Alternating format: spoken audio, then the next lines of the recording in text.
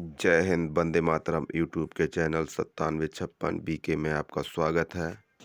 हमारे कक्षा 11 के विद्यार्थी जो रसायन विज्ञान लिए हैं, इससे पहले मैं 3 से 4 वीडियो पहले करा चुका हूं, जो कि प्लेलिस्ट बनी है, उसमें देखें अवश्य। और मैं रसायन विज्ञान के जो नोट्स बनवा रहा हूं, जो हर तरीके के प्रश्न बता रहा हूं। इससे पहले मैं आपको कहाँ तक पढ़ा चुके थे, लगभग मोल प्रभाज कंप्लीट हो गया था। मोल प्रभाज, हाँ, मोल प्रभाज तक हम पढ़ा चुके हैं। इसके आगे देखते हैं आज आपको कहाँ पढ़ाना है। ये सब सवाल करा चुके। अब आती है वर्जीरियस की कल्पना।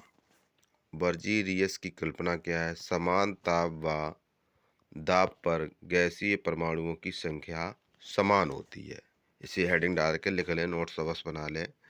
जिसमें उन्होंने बताया है H2 मतलब हाइड्रोजन, Cl2 मतलब क्लोरीन, और ये जो चिन्ह लगा है उत्क्रमणीय अपक्रिया का लगा है 2HCl हो गया, यानी हाइड्रोक्लोरिक अम्ल। तो कहने का मतलब हाइड्रोजन के कितने अणु हैं? 2 अणु, और क्लोरीन के कितने हैं? 2 अणु। तो इधर हो गए 2HCl। एक आयतन बराबर 2 आयतन। एक आयतन में n परमाणु, n परमाणु बराबर 2n परमाणु। एक परमाणु बराबर 2 परमाणु। तो ये वर्जीरियस की कल्पना नोट कर लें। अब आती है आवोगाद्रो की परिकल्पनाएं, इनको भी नोट करेंगे। देखिए, समान ताप व दाब पर गैसीय अणुओं की संख्या समान होती है। देखिए, उसी तरीके से ये भी है H2 + Cl2 उत्क्रमणीय अपक्रिया का चिन्ह लगा है 2HCl। एक आयतन बराबर 2 आयतन। एक आयतन में n अणु, तो n अणु बराबर 2n अणु। एक अणु बराबर 2 अणु। अब अगला क्या है? स्टॉइचियोमेट्री। इसमें क्या है देखते हैं। स्टॉइचियोमेट्री, अभिकारक आपस में क्रिया करके उत्पाद बनाते। क्या करा बनाते? उत्पाद, जिसे हम रासायनिक अपक्रिया कहते हैं। रासायनिक अपक्रिया का संक्षिप्त निरूपण रासायनिक समीकरण कहलाता है। अभिकारक तथा उत्पाद के गुणांकों को स्टॉइचियोमेट्री कहते हैं। स्टॉइचियोमेट्री कहते हैं, या स्टॉइचियोमेट्री गुणांक भी कहते हैं। ठीक है। अपक्रिया में जिस अभिकारक का संपूर्ण उपयोग हो जाता है उसे सीमांत अभिकर्मक भी कहते हैं। आगे देखिए, आगे क्या कहा इन्होंने, इसके बाद निचोड़ दिया है। अभिकारक का उत्पाद से भार आयतन तथा भार आयतन में तुलना करके जो गणनाएं की जाती हैं उसे क्या बोलते हैं? स्टॉइचियोमेट्री कहते हैं। जैसे जिंक प्लस HCl। अब तुमको खूब मालूम है, इधर जिंक और HCl क्या है? अभिकारक है। अब क्रिया के दौरान अब ये उत्पाद में क्या बना है? Zinc chloride plus hydrogen. तो इसमें बता रहा है कि इसमें जिंक और HCl ZnCl2 H2 के स्टॉइचियोमेट्री गुणांक क्रमशः है। तो स्टॉइचियोमेट्री गुणांक क्या है? जिंक का कितना है? 1 है।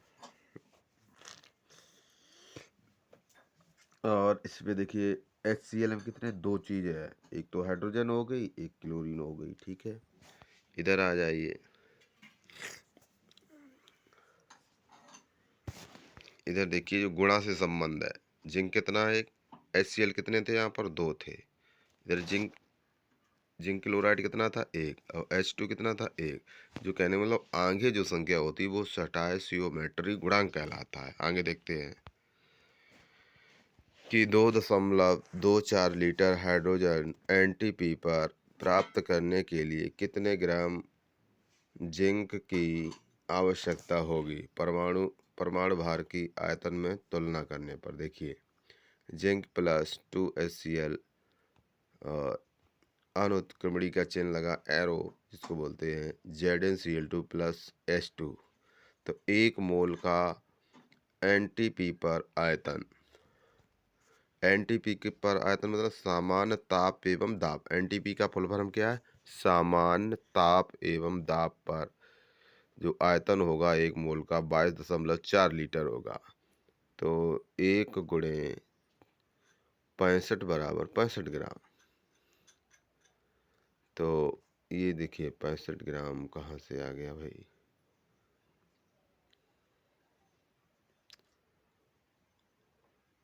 ये इसका वो निकालना पड़ेगा परमाणु भार की आयतन में तुलना करने पर, तब आएगा 1 गुणे 65 बराबर 65 ग्राम। तो 22 अब ये किसका पूछ किसका रहा है भाई? जिंक की आवश्यकता होगी। तो जिंक 65 ग्राम जिंक की आवश्यकता होगी। तो देखते हैं तो आगे कि 22.4 लीटर H2 मतलब हाइड्रोजन एनटीपी पर यानी सामान्य ताप एवं दाब पर प्राप्त होती है 65 ग्राम से। कितनी? 65 ग्राम से। आगे देखते हैं 2.24 लीटर H2 मतलब हाइड्रोजन सामान्य ताप एवं दाब पर प्राप्त होती है 65/22.4 गुणे 2.24। तो ये इसका जब गुणा करेंगे कैलकुलेट करके तो 6.5 ग्राम आएगा। तो ये ध्यान रखना।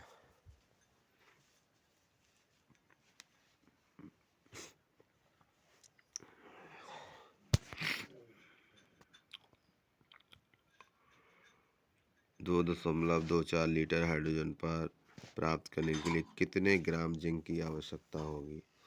तो जिंक का ये परमाणु भार देख लेना 65 ग्राम होता है, उसी से संबंधित ये 1 गुणा 65 आ गया। ठीक है।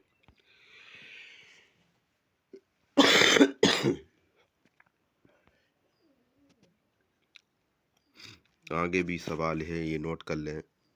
1 ग्राम कार्बन और 1.5 ग्राम ऑक्सीजन को बंद नली में जलाया गया, कौन सा पदार्थ शेष बचेगा और उत्पाद का भार बताओ।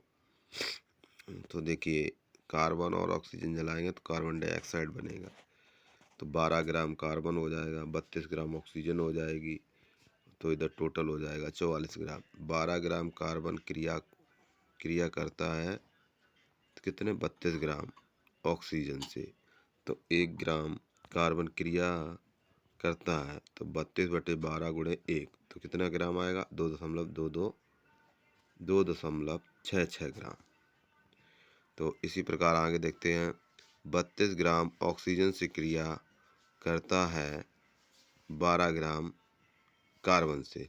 तो 1.5 ग्राम ऑक्सीजन से क्रिया करता है तो 12 गुणे 1.5/32 तो ये आएगा 9/1.6। इसका जब भाग देंगे तो 0.56 ग्राम आएगा। बचा कार्बन कितना बचा? 1 में से 0.56 घटा देंगे तो आएगा 0.44। तो आगे क्या कह रहा? चूँकि 32 ग्राम ऑक्सीजन से बनता है कितना? 44 ग्राम कार्बन डाइऑक्साइड से। तो 1.5 ग्राम ऑक्सीजन से बनता है कितना बनेगा?